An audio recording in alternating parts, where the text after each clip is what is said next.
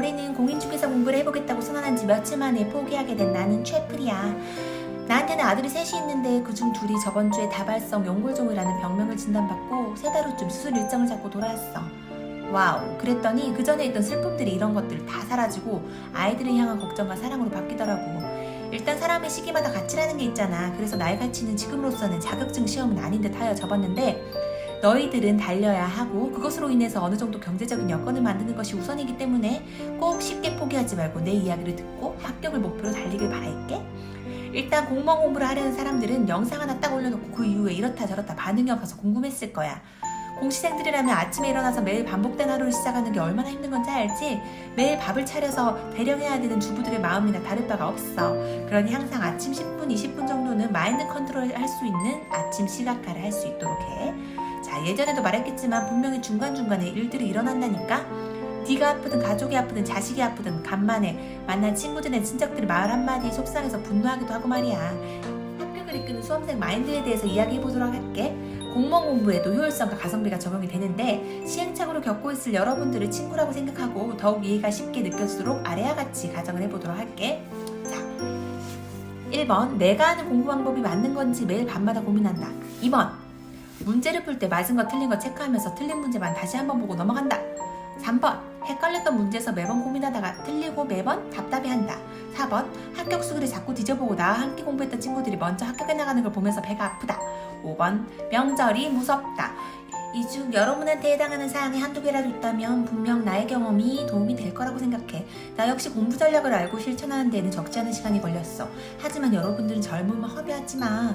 특별히 공부머리 없이 평범한 사람들이 합격하는 거는 내가 모르는 지문을 수십 번 보는 것 외에는 없어.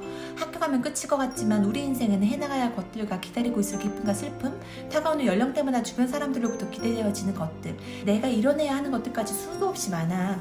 우리는 대학을 가기 위한 공부를 12년 동안은 한다? 하지만 내 평생 직장을 갖기 위해서는 그보다 짧은 시간을 준비한다는 건 인간적으로 너무 작다는 생각이 들지 않아?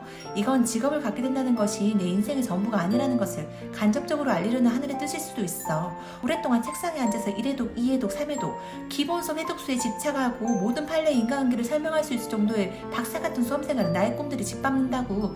내 인생에 있어서만큼은 객관적이고 여우같이 행동해야 해. 수험생활을 단축할 수 있다면 남은 시간은 나를 위한 또 다른 무언가를 생각할 수 있는 시간이 생기는 거잖아. 무언가를 성공하기 위해서, 무언가를 얻기 위해서는 그 길을 먼저 걸었던 경험자의 이야기를 들어보는 건 굉장히 중요해. 이미 실패를 경험해본 사람들이 잘못된 습관이나 방식을 미리 알면 그 길을 피할 수 있기 때문이지. 10년 사이 경찰 필기 과목에도 큰 변화가 있었다고 하는데 10년 전에는 없던 과목들? 이런 과목들이 추가가 되었고 올 필수 과목에서 선택 과목으로 바뀌기도 했대. 이는 2022년도에는 다시 영어, 한국사는 검정제로 대체가 되고 기존 과목인 형법, 형소법들은 현행 유지, 여기 형법이라는 필수 과목이 추가가 될 것이라고 하는데 이거는 언제나 바뀔 수 있다는 건 유념해도. 속 터질 노릇이지. 장수생들 입장을 생각해본다면 코피 터지게 공부해서 이제야 거의 합격할 것 같은 느낌이 드는데 갑자기 경찰 실무에 관련도 없는 고교 과목을 시험에 추가하시겠단다? 안 그래도 머리가 안 돌아가 죽겠는데 새파랗게 젊은 고교생들이 대거 유입될 거 생각하니까 벌써부터 속이 답답해지는 거지. 그런데 또 최근에 공부했던 수험생들 입장을 생각해본다면 또 선택 과목이 없어지고 다시 형사법과 헌법이 필수 과목이 된다면 이 또한 억울한 거지. 왜 내가 선택한 길들은 왜 이렇게 꼬일까라는 생각이 자꾸 든다? 이번 생은 망했어. 나는 세대를 잘못 타고났어. 이렇게 느끼는 거지. 이럴 땐 이렇게 생각하는 거야. 합격할 사람은, 합격할 나는 어떤 과목이 들어오고 빠지느냐가 중요하지 않아. 또한 다른 사람들의 환경은 중요하지 않아. 헌법 들어오면 법대 나온 사람들 훨씬 수월한 거 아니야? 이런 생각하다가 시간이 다 지나가 버린다고. 내가 시험을 치르는 동안 과목이 바뀌더라도 이 방법으로 공부한다면 충분히 합격할 수 있다고 생각을 하는 거야. 당연히 짜증나고 수험 기간 조금 더 늘어날 수는 있지만 난 어차피 합격할 것이기 때문에 멀리서 보면 큰 문제가 아니니까 훌훌 털어버려. 다른 사람들은 어떻게 공부할까 궁금해하고 쟤보다는 빨리 합격해야 된다는 그 감정 에너지를 소비하는 대신에 공부 방향과 목표를 세우고 나에게 집중하는 거야. 합격하고 나서 직장에 다녀보면 훨씬 더 잘 보여. 즉 직장이라는 조직 내에서 매일 갇혀 지내다 보면 조직 내의 작은 사회가 나에겐 전부라고 느껴질 때가 온다니까. 주위를 둘러보면 자기에게 집중하지 못하고 남들 승진하는 거 부러워하다가 세월을 허비하는 사람들이 얼마나 많은지 깨달을 수 있어. 어쩌면 그 사람들이 내가 될 수도 있고 또 어리버리하게 매번 뒤처져 보이던 그런 사람들, 별도 없이 자기보다 빨리 승진하는 후배들을 진심으로 축하해주고 박수 쳐주는 사람들은 시간이 지나면 그 사람 참 잘 살고 있다라는 사실, 남들이 잘 되면 배가 아파서 여기저기 험담을 하고 다니며 인맥 나이 따지던 사람들은 처음에는 잘 풀린 듯 하다가 결국에는 무너져. 사필귀정, 모든 일은 반드시 바른 길로 돌아간다. 이런 말이 책에서 배웠던 단순한 교훈만은 아니라는 것을 눈으로 보는 순간 하늘에게 감사하게 될걸?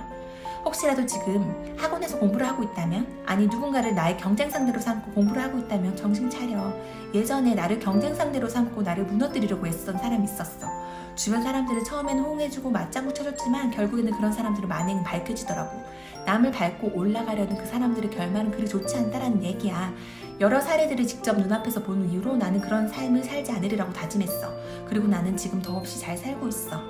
우리는 내 옆에 있는 사람들을 제치고 합격하는 것이 목표가 되어서는 안 돼. 100명을 뽑는다면 그냥 저 100명 안에 내가 들어가기만 하면 된다는 마음으로 편안하게 생각해.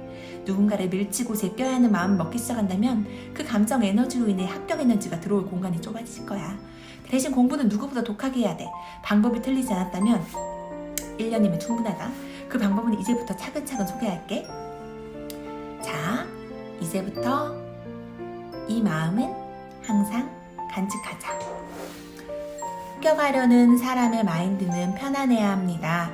옆에 앉아 공부하는 나의 친구들이 나와 함께 합격하기를 바라고 서로에게 좋은 영향력을 미칠 수 있는 관계를 유지하세요.